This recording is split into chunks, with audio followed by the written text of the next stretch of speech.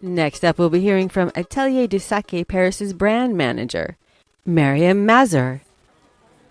Okay, so we're here at the Café Marlette, which actually proves to be a really charming cafe up on the third floor of the BHV, overlooking the Hotel de Ville and that beautiful carousel down below. The French are so crazy about carousels. There are carousels all over the city, and I never get tired of looking at them. But we're not here to talk about Café Marlette or the BHV or carousels. We're here to talk about sake. Sake is our topic of the day.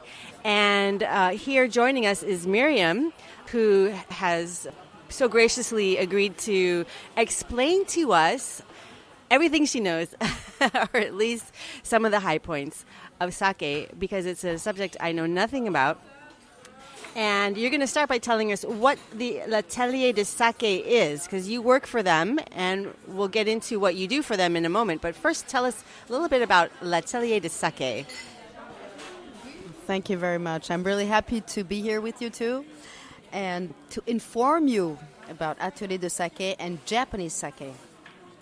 Actually, Atelier de Sake is in the 16th Paris, near Trocadero. And in Atelier de Sake, we have about 50 different sakes, Japanese sakes, coming from Japan. I receive in Atelier de Sake sommeliers, chefs, 1, 2, 3-star chefs, bartenders, very famous bartenders, journalists, and we organize tastings. We organize very much events in hotels, restaurants. And the last training we did was in École Hôtelière de Lausanne, the best school of the world for the future sommelier and chefs. Well, it sounds like you have a lot of community outreach there, and you're covering so many different bases. So if I understand it correctly, Maryam, you're actually a brand ambassador for them. So tell me a little bit, what kind of roles do you play as a brand ambassador for sake? My role is to make, the first one actually, is to make people understand that sake, Japanese sake, is not the Chinese sake. It's very important for me to make the difference, for people to make the difference, that the sake is not the little glass you drink at the end of a dinner in a Chinese restaurant. It's just like wine. Chinese sake is made of distillation. Japanese sake is made of fermentation. Okay, that's a really important distinction, and that's fascinating. I'm glad you brought that up. As a brand ambassador, I imagine that that's really what you're always doing. You're just always communicating, always educating people. Probably maybe a little bit less marketing, but just always educating, always communicating. Now, a question that may sound really simple, and it'll definitely indicate how little I know about sake, but I've always wanted to ask, is sake a wine or is sake a spirit? Sake is completely like wine. Sake is fermented product. You take the rice, water, yeast, and it's more complicated than that, but little by little the fermentation makes you have a wonderful sake with different flavors. You can have dry flavor, fresh, aged sake, full-bodied, spicy, fruity, and actually, you're right. The first part of my job is to educate people, to change their mind, because the first time I talk about sake, they say, oh, no, thank you very much. And it's really important for me to make the difference.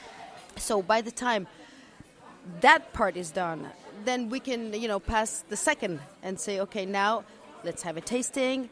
Let's have ideas around sake. And chefs love, how they want to have new ideas and be better than the other one. And, the first time I met a chef about sake, around sake, he was amazed about it. And then the second one came and said, okay, the first chef, the other chef loved sake. And how about me? I want the same. So, little by little, it grows. Little by little, people discover sake. Little by little, there are different ideas. The other idea, the other thing I do is to meet bartenders with whom we create cocktails. Why? Because cocktail is very trendy all over Europe.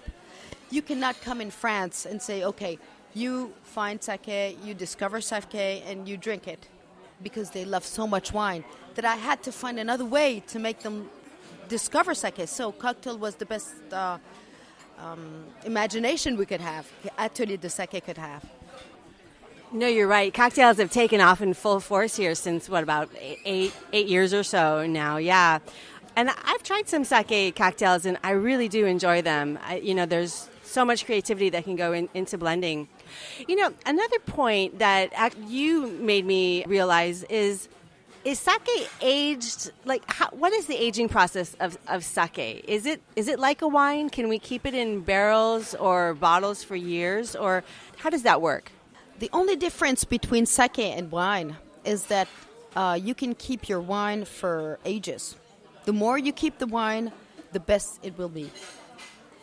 But sake has to be drunk in the year, because in sake, on the contrary of wine, you have no preservative, neither tannin, which makes your wine, be aged. So by that time you have to, by the time sake is bottled, you have to drink it in that year. Okay, all right. So I'm starting to get a better picture. Also, too, another realization is that there are so many nuances. I mean, you started to just go through the flavor profiles there. I would love if we could delve into that just even a little bit more deeply, because I had the privilege recently at that tasting with you to try a sake that was, it was like caramel. It tasted like caramel. And I had never tried a sake like that. I'd always tried sakes that were much more vinous, I suppose. I mean, it didn't have like those other sakes have not had those caramel notes. So what were we tasting there, and what kinds of things can we find? What kinds of things do you carry in your portfolio at the Atelier de Sake? All the different flavors of sake depend on the rice used to make that sake. The sake making and the difference of the flavors depend completely on the rice, because you can find 300 different rices for sake, actually. It will depend on the water. The water in the north of Japan is not the same at all than the south of Japan. You will have the difference by using different yeasts. You can find 2,000 different yeasts in Japan. And the way the owner of the kura, which is the house of sake, works. So you will have different flavors, but it will completely depend. If you take one rice, which is called Yamada Nishiki, and another rice called Omachi, you will definitely have different tastes, of course, with the rice, with the water, and, of course, the way the owner works. Something that's so fascinating, too, that you related to me in our conversations is that you actually started off with sake as a tabula rasa, as they would say, so kind of, with a very fresh perspective.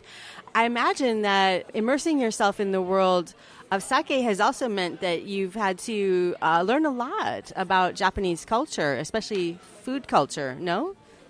I did not feel that I had to. I just loved to do it. Because by the time I discovered sake, I just fell in love.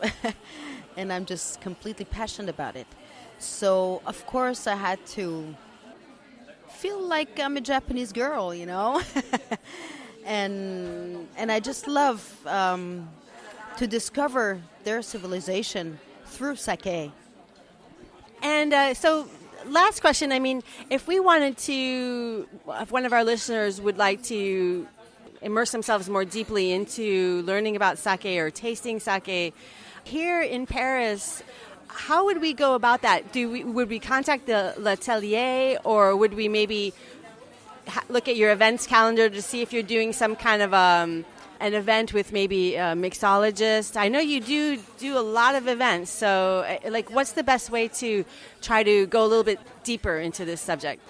The best thing to do is to go on our Facebook, Atelier de Sake, and Instagram, and see exactly what kind of cocktail has been done this week, and events, as you said.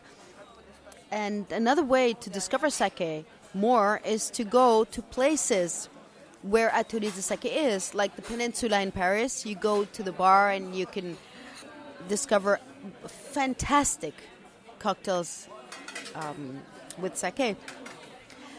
Or just call Maryam Masure, and I will give you a lot of addresses where you can have a lot of wonderful sake. We'll put your Facebook page up on our show notes, and then that'll be a good start. Yeah. Maryam, I really want to thank you so much for taking your time on this very rainy April afternoon to come and speak to Paris Good Food and Wine about sake. Thank you. Thank you very much, Paige. It was a pleasure to be with you.